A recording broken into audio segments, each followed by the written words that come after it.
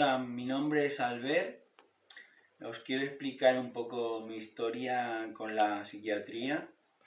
Yo a los 19 años, en el año 89, pues tuve una expansión de la conciencia, cosa que no sabía lo que era, ni tampoco mi familia, ni amigos, ni tampoco pude tener ningún profesional o un psiquiatra o algún entendido sobre ese tema, y al final me ingresaron, después de tener insomnio y otras cosas, pues me ingresaron en el psiquiátrico de Santa Coma.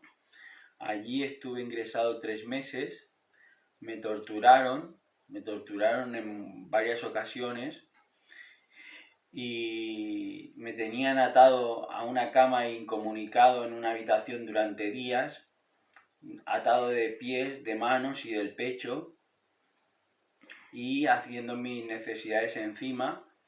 Y entonces 2 celadores en un lugar donde no había luz solar, que era todo luz artificial, iban con gafas de sol y me decían: tú eres carne de psiquiátrico y serás carne de psiquiátrico toda tu vida, mientras estaba atado y cagado y meado, y se burlaban y se reían de mí.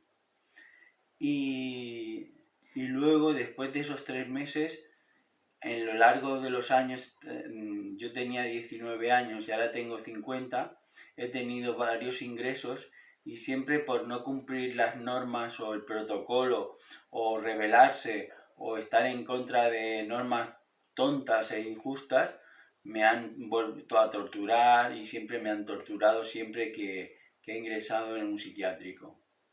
Y bueno, quería explicaros esto, y un saludo a todos los compañeros y compañeras, y un abrazo, y que sigamos con la lucha porque merece la pena.